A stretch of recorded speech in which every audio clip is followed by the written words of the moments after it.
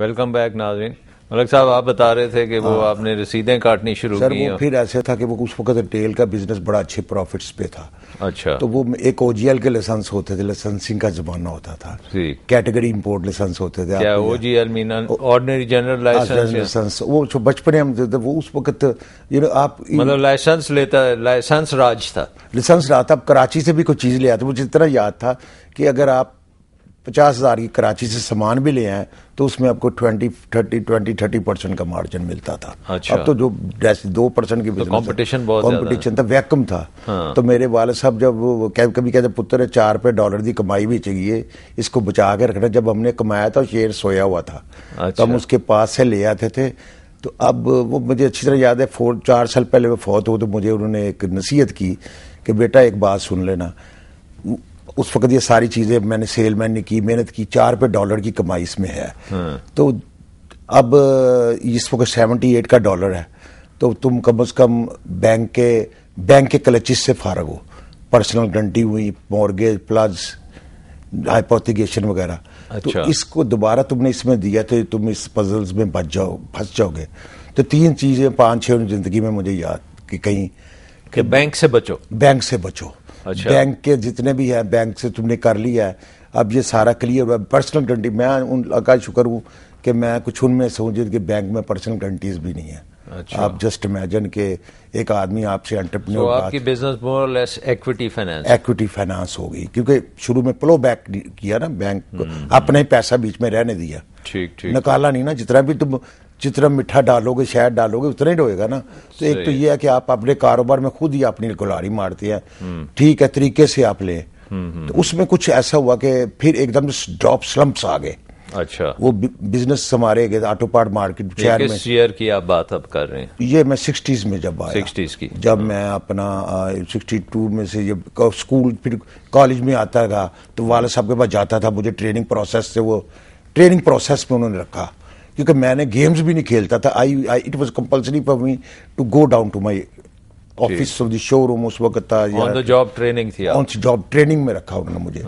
मेरी ट्यूशन मुझे अच्छा, मेरा मास्टर साहब भी आते थे, ट्यूशन लेता था, वहीं से जाता था।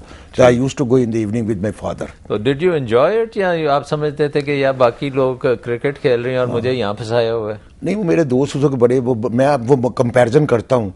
तो वो कहते हैं यार ये इतना शाइनिंग स्टूडेंट तो नहीं था, मगर ये मलक इफ्तिखार बड़ा आगे गया। If I compare to take all my friends, जब मैं ओल्ड लाहौरिया कि उस वक्त के यहाँ, जबकि शालीमार गार्डन्स के हम बगान पूरे शहर में मोहल्ले में डारों के मजांग के हैं, तो हमें पूरी पता है कि लाहौर में कितना बड़ा था, क्या लोग थे, कौन ओरिजिनेटर थे। अब साथ मतलब सेंट एंथनीज में आप हॉकी, क्रिकेट, फुटबॉल, मैं ये बता देता हूँ, घंटे खेलते मैं थे। आपको तो इतना आप बता, दुकान पे बैठे काट रहे होते। मैं सिर्फ ये बता सकता हूँ कि नवाज शरीफ की मिल भी जो थी ना, मेरी दुकान दालगिरा चौक के सराय तलान में 2 रुपए टांगे पे जाता रहा उसके साथ। उसमें टांगे भी चलते थे। बिल्कुल चलते। तो नवाज शरीफ मेरे साथ टांगे में जाता रहा। माशाअल्लाह। समझ आ रही नहीं आपको? कि उस वक्त मगर टांगे भी चलते थे ना। बड़ा एक लाहौर की बड़ी वो एक सिग्निफिकेंट आइकॉन था टांगा। आइकॉन था टांगा। और टांगों के घोड़े बड़े जबरदस्त होते थे, और नियार जो टांगा, और मेरा और उसका टांगा कॉमन था, क्योंकि उन्होंने बाहर उतरना होता था, मैंने अंदर जाना होता था अपने मेरे ऑफिस। वो सिस्टम ऐसा था, सराय सुल्तान के बाहर उनका था ये बर्फ खाना। नवाज शरीफ की भी ट्रेनिंग हो रही थी कि उनकी नहीं हो रही थी? नहीं, वो नहीं, मैंने नहीं, उनकी नहीं, वो तो भी मतलब है कि एज ए स्टूडेंट लाइफ में मतलब ग्रो कर रहे थे वो भी, मगर ही बिलोंग टू, उनके वो शहर में रहते थे। उनकी मिल उधर ही थी जहाँ उनका घर था। अच्छा अच्छा। उसी में वहां ऊपर बर्फ घर था, तो ऊपर घर रहते थे, नीचे पीछे मिलें लगी हुई थी। तो उस एनवायरमेंट में तो रहते थे ना। ठीक ठीक। कोट लखपत में तो बाद में आया ना, पहले तो स्टेशन के पास, रेलवे स्टेशन के पास एनवायरमेंट तो वही थी ना। घर से उतरे तो मिल, ऊपर से देखो तो मिल, तो नीचे देखो मिल, तो एनवायरमेंट तो थी ना। वो बात तो आपकी एनवायरमेंट की थी कि आपको उस एनवायरमेंट में फॉर्मेशन तो की होगी ना। तो वो फिर मेरे वाले साहब ने कहा यूनिटी भी रखनी है फैमिली की। अच्छा। अब अल्लाह के फजल से ये बड़ा मुश्किल काम है दीन जिंदगी में, मैं आपको भी बताता हूँ, जिंदगी में बिजनेस की प्रोसेस में। क्योंकि फिर मैंने एक स्मॉल, आई स्टार्टेड, मेरे पास इतना कैश नहीं था डॉक्टर साहब ना, उस वक्त मैं लोन लिया, मैंने एक छोटी सी स्मॉल वर्कशॉप से शुरू किया। अच्छा। एक गराज, किस जगह पे? गराज में? नहीं, वो मैं अपने छोटी सी एक, हमारा बिजनेस का जो प्रेमिसेस चेंज हुए, बदामी बाग में आ गए। ठीक। कलेक्टिवली गवर्नमेंट ने डायरेक्टिव दिया, all things to go out. अच्छा। तो एक आपके पास अड्डा स्टैब्लिश और डिस्टेबल हो गया। फिर आई वांटेड टू, फिर मैंने दुकान के ये किस हुकूमत ने कहा कि निकले हैं यहाँ से? ये उस वक्त मेरा अयूब खान का दौर था। अयूब के, अच्छा। हाँ, उस तो वक्त हम शहर से उसने कहा निकले सब ये अड्डे बड़े इंडस्ट्रियल जोन में चले। इंडस्ट्रियल जोन में नहीं, वो मेरी दुकानें शिफ्ट कराई अभी। अच्छा। वो मैं बाद में आया इंडस्ट्रियल जोन। ठीक। फिर मैंने उधर अपना वहाँ इंडस्ट्रियल जोन में आके मैंने बदामी बाग में आया। अच्छा। तो बदामी बाग मेरे ऊपर एक पीछे ऑफिस था, ऑफिस के पीछे 2-3 कमरे थे, तो ऊपर थे। मैंने एक स्मॉल वर्कशॉप से शुरू किया। अच्छा। वर्कशॉप से स्मॉल वर्कशॉप में आप क्या मतलब पुर्जे बनाते थे? पेपर को प्लीटिंग करनी, filter, automobile spare part business में प्लीटिंग, स्पेयर पार्ट में ऑटो फिल्टर। मैंने सबसे फास्ट मूविंग लाइन देखी गाड़ी में क्या होती है, जो हर सर्विस पे चेंज होता काउंटर पे खड़ा होता था ना, मुझे कि यार ये फिल्टर सबसे ज्यादा चेंज होता है। अच्छा। और स्लो लोअर इन्वेस्टमेंट से बनता है। तो मैंने फिल्टर सेलेक्ट कर लिया ज़हन में। हाँ। समझ आई ना? अच्छा, वाला साहब ने तो नहीं किया, आपने हाँ किया? वो मैं I wanted something in production. ठीक ठीक ठीक। तो फिर मेरे डायरेक्टर इंडस्ट्रीज में मैं पुंछ रोड पे आता था, तो वो मैंने इसको स्टैंडर्डाइज कराया। रोड ट्रांस में उस वक्त चलती थी बड़ी, रोड ट्रांसपोर्ट में स्टैंडर्डाइज कराया। तो फिर रनिंग रेट कॉन्ट्रैक्ट लिए बदामी बाग से ही। अच्छा। स्मॉल स्केल, फिर मेरी कनेक्टिविटी बढ़ी, तो मुझे नॉलेज बढ़ी, मैं ट्रेनिंग हुई। स्मॉल से मैं मीडियम से लार्ज में जाए। फिर मुझे गवर्नमेंट ने नोटिफिकेशन, बड़ी होगी, मैंने ऊपर 3 मंजिला ले गया फैक्ट्री। 3 मंजिला में बनाई, वो फिर उसी शोरूम। ये ज्यादा मैनुअल था काम या मशीनें भी थी? मैनुअल था सर, मशीनें भी थी, बड़ा उस वक्त मैनुअल भी था। और क्वालिटी इसकी जापान वाली नहीं थी? Sir, we were not able, उधर मार्केट्स में उसको डोमिनेटेड मार्केट थी with German and English product. अच्छा, जर्मन से उस वक्त जर्मन भी थे, बॉश 60-70s की बात हो। बॉश में इंग्लिश थे, लुकस थे, सीए भी थे, 72 प्रोलेटर्स, सब अमेरिकन इन्फ्लुएंस था उस वक्त। हाँ। ज्यादा जापानीज का भी आ गया हुआ था। ठीक ठीक ठीक। तो वो उस वक्त ये हमने स्टेप किया था, एक वैक्यूम था। मैं स्टार्टेड, मतलब मुझे तो ऐसे अपॉर्चुनिटी मिली, मैं कहूंगा। हाँ। फिर उससे मैंने मेहनत, मतलब it is due to continuity, consistency, commitment, calibre, courage, character, फिर ही क्लाइमेक्स आता है। अगर आप क्रेजी हो गए, कहीं केयरलेस हो गए, केयर फ्री हो गए, मतलब ऐसे ये पैर के नीचे बटेरा नहीं आता। नहीं सर, मैं मेहनत करनी पड़ती। मैं तो बसों के पीछे पीछे जाना पड़ता था, टैक्सी ड्राइवरों के पीछे डो में जाके सैंपल देने पड़ते थे। हाँ। सर इसमें बड़ी मेहनत हुई है। दुनिया का सबसे मुश्किल काम थी ना, एक तो ब्रांड चलाना, जिसने कोका कोला, पेप्सी ब्रांडिंग आए। यू वांट गार्ड फैमिली से आप बात करें, गार्ड का नाम आपको था, हाउस होल्ड नेम है। बिल्कुल बिल्कुल है। Guard family. आपने अपने बच्चों को भी यही ट्रेनिंग की है या नहीं की?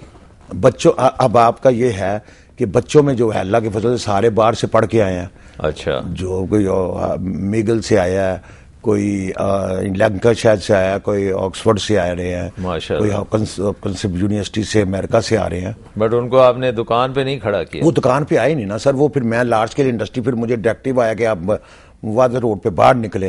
फिर we it was all organise industry. उन्हें तो वो टफ टाइम ऑर्गेनाइज देखी, उन्होंने ऑर्गेनाइज देखी। टफ टाइम भी आया। मुल्तान में आपने जाना, पीर बदाई आप गए, गंज मंडी गए, माई दी चुग्गी गए। सर ऐसे तो नहीं है शॉर्टकट। ये आपने सारा डेरा अड्डा देखा, खाने वाला अड्डा देखा, अपने मुल्तान गए। सर ब्रांडिंग है, ब्रांडिंग तो उससे पूछ लें जिन्हें पेप्सी चलाया, कोका कोला चलाया, लक्स चलाया, पॉलिमोलिव। अब मुझे आप ये बताएं कि अब आप फिल्टर से निकल के मोटर कार कब बनाएंगे?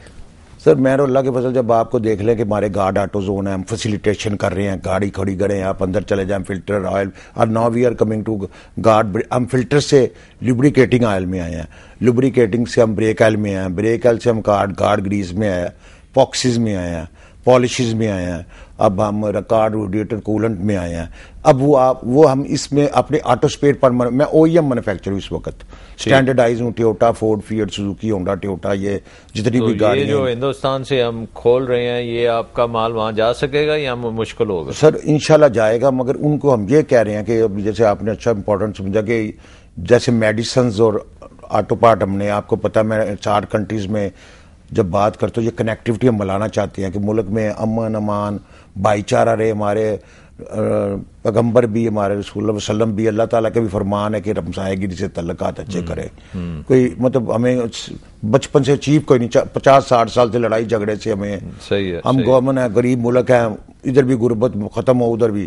तो मेरा तो कोई कह रहा मेरा कोई बिजनेस नहीं है अभी तक इंडिया में कि मैं इतनी कनेक्टिविटी, स्पिरिट से पैट्रियोटिक पाकिस्तानी काम कर रहा हूँ हम। बट आपकी इतनी कम्पिटिटिवनेस है कि आप वहाँ सरवाइव कर सकते हैं? मैं कॉम्पिटिटिवनेस है, मैं अपने प्रोडक्ट को, मैं इंशाल्लाह मैं ये कहूँगा, मैं आज ये प्राउड फील करता हूँ कि सिकंदर खान साहब मिलर ट्रैक्टर के मेरे साथ गए।